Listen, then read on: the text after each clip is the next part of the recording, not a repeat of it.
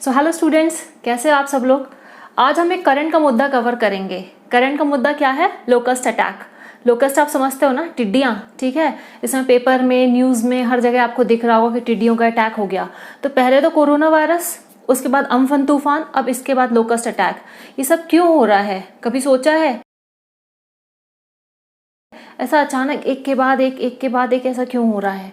और दूसरी चीज़, ये आपके एग्जाम पॉइंट ऑफ से भी इम्पॉर्टेंट है, क्योंकि कभी भी आपको इससे प्री मेन से रिलेटेड क्वेश्चन आ सकता है, जो करंट से रिलेटेड क्वेश्चंस होंगे। और फिर आपकी सामान्य जानकारी के लिए भी बहुत ज़रूरी है इसे जानना, ठीक है। तो आप देख रहे हो कि कहाँ से आ रहा है टिड्डियों का दल, जो है कहाँ, पाकिस्तान से होते हुए ये आया। इसके बाद आप देखोगे 11 अप्रैल राजस्थान के गंगानगर पे अटैक करता है, और इसके बाद आप देखोगे लगभग पूरे राजस्थान पे इसका आतंक हो गया।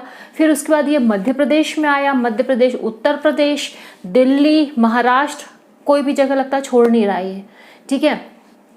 तो 28 अभी मई को जो दिल्ली की सरकार, उन्होंने भी क्या कहा कि तुरंत ही मतलब दिशा निर्देश जारी किए कि उसके लिए तुरंत कुछ कार्रवाई की जाए, क्योंकि पेस्ट अटैक बहुत बड़ा, ये इंसेक्ट अटैक होने वाला है, ठीक है।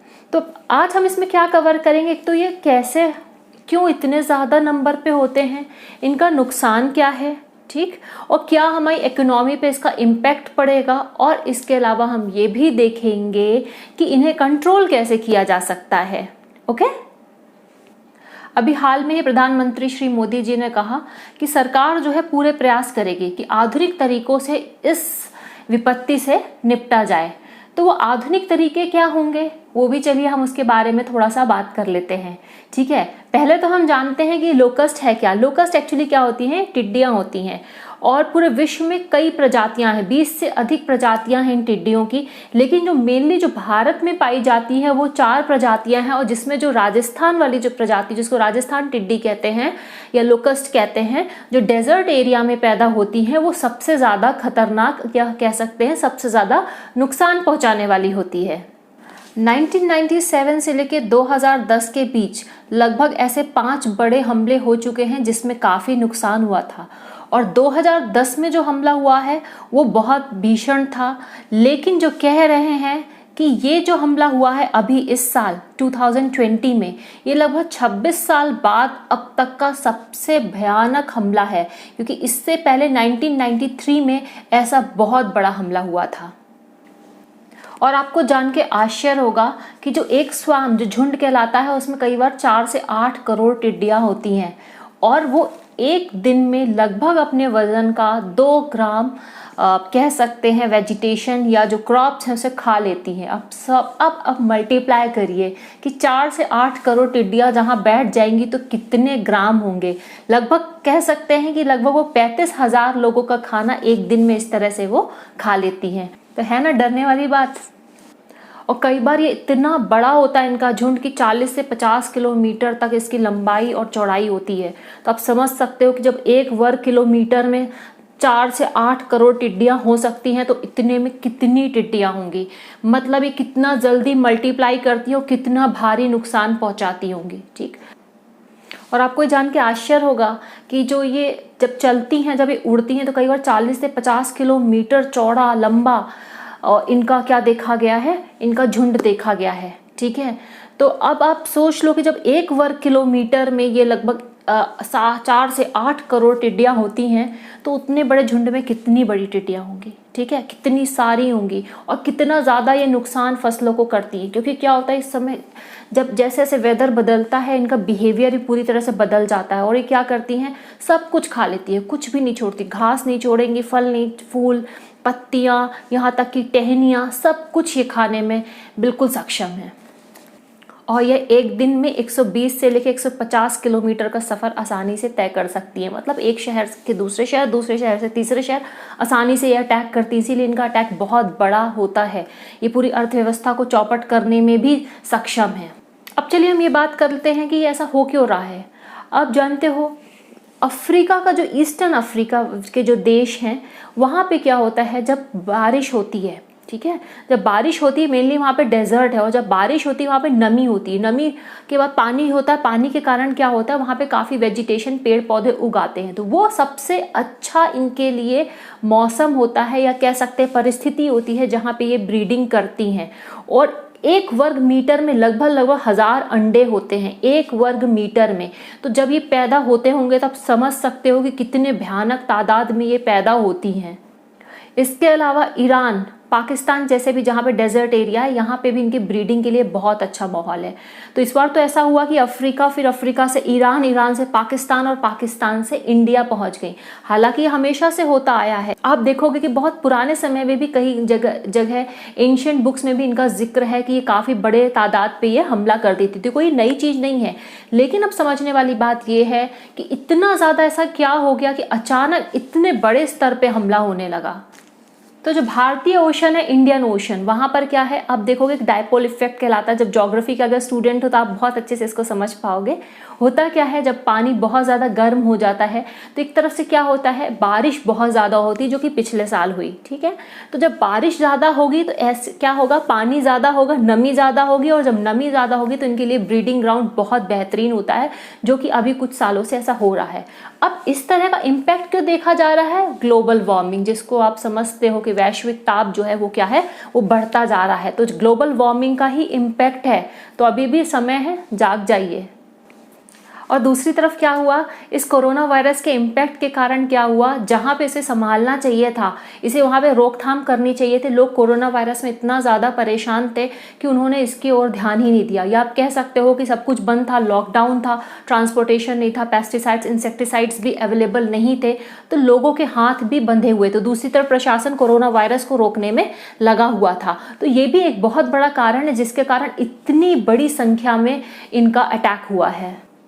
और आपको ये समझ में आ ही रहा होगा कि जो अटैक होता है पाकिस्तान तरफ से होता है, फिर ईरान, फिर पाकिस्तान, फिर इधर अपने इंडिया में ये पहुंचता है। इसीलिए जो लोकस्ट वार्निंग ऑर्गेनाइजेशन है LWO, वो कहाँ पे है, जोधपुर में है। ध्यान रखिएगा, कभी भी पीटी में आपको क्वेश्चन पूछ सकता है।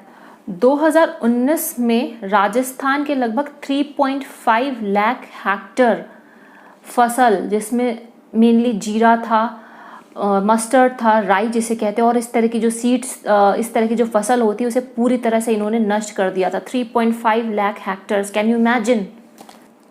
और एक्सपर्ट्स का मानना है अगर हमने इसे जून तक नहीं रोक पाए तो ये इतनी बड़ी आपदा बन के आएगा, इतनी बड़ी आपदा बन के आएगा, क्योंकि मानसून के सीजन में नया क्रॉप्स को बोया जाएगा, नई सोइंग होगी, तो उस समय ये क्या करेगा, पूरी तरह से नष्ट कर देगा, और इसका बहुत बड़ा इम्पैक्ट जो है अर्थव्यवस्था पे पड़ने वाला है। तो आप समझ लीजिए कि ये एक बहुत बड़ा प्राकृतिक आपदा के भी रूप में ये हमारे देश में आया है। और जो तूफान अम्फन आया, उसका जो डायरेक्शन था, जिस तरह से वो बह रहा था, उसने भी इन टिड्डियों को इस डायरेक्शन में, इंडिया के डायरेक्शन में लाने में बहुत ज़्यादा उसने मदद कर दी। तो ये कह सकते हैं प्रकृति का ये प्रकोप भी है।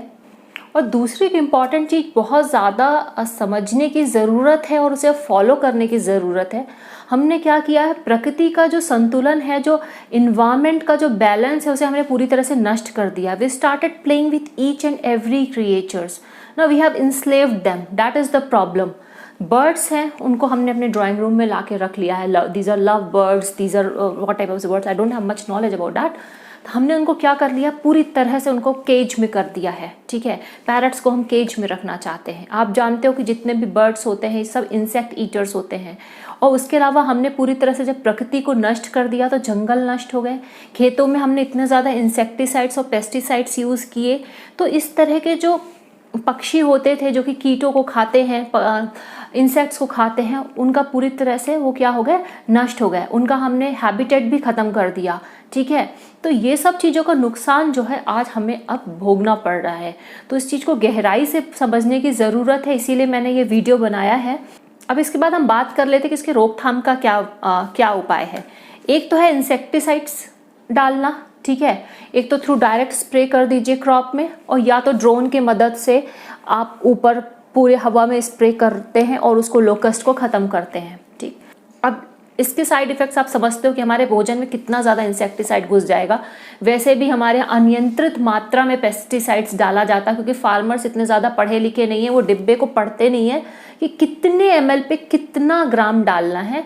बस उनको लगता है एक बार में डालो और एक बार में झंझट खत्म, लेकिन उसके बाद में कितनी सारी बीमारियां जनरेट हो रही हैं। घर घर में कैंसर के पेशेंट्स हैं, दूसरी रेस्पिरेटरी डिजीजेस हो रही हैं, बहुत सारे डाइजेशन से रिलेटेड प्रॉब्लम चल रही हैं। तो ये सब कहाँ से आ रहा है? जो फूड में इतना सारा पेस्टिसाइड्स और इंसेक्टिसाइड्स जो हमारी बॉडी में आ रहा है। तो एक तरीका हुआ पेस्टिसाइड्स या इंसेक्टिसाइड्स डालना, ठीक है। दूसरा तरीका क्या है? लाउड म्यूजिक करना, ठीक है।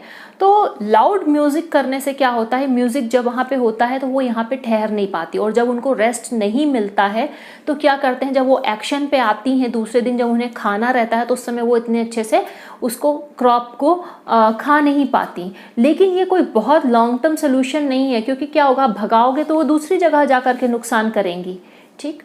तीसरा इसका तरीका है कि धुआं करना।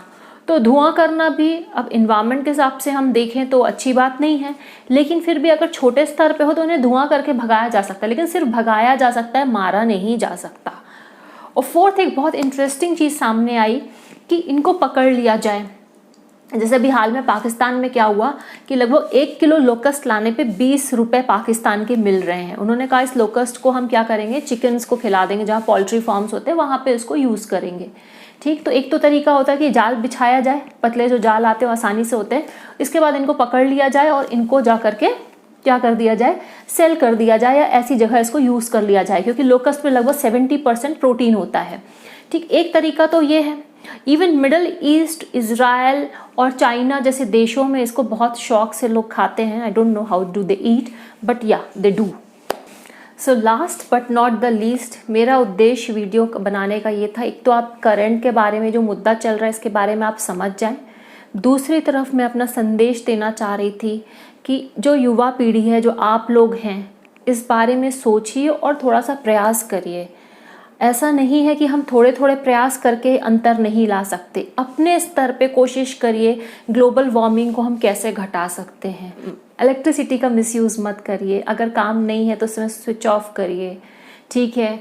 उसके अलावा आप जानते हो कि अगर व्हीकल पे जा रहे हैं, अगर पूलिंग कर सकते हैं तो that is better, otherwise better to use public vehicles, that is also a good option. Beside that, try to plant more and more trees. अगर अपने आसपास जगह नहीं है तो हमारा घर जहाँ भी होता है, गांव होता है, वहाँ पे इतनी स्पेस होती है, हम अपने बर्थडे पे क्यों नहीं एक कोशिश शुरू करते हैं कि हम पेड़ लगाएंगे, ठीक है। Don't pollute water sources like reverse. हम क्यों वहाँ पर जा कर के गंदगी ना फेंकें, कचरा ना फेंकें, पॉलीथीन वहाँ पे यूज़ ना करें।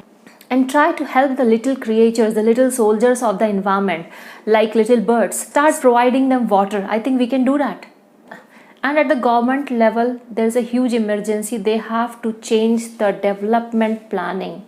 क्या हुआ, सिटी का हमने बहुत ज़्यादा ओवर डेवलपमेंट कर रहे हैं। क्या हो रहा है, इसीलिए जो गांव की पॉपुलेशन है आ करके सिटी में आ रही है। तो एक तो क्या है, गांव से लोग हट रहे हैं, ज़मीन बंजर हो रही है, पड़ती ज़मीन पड़ी हुई है।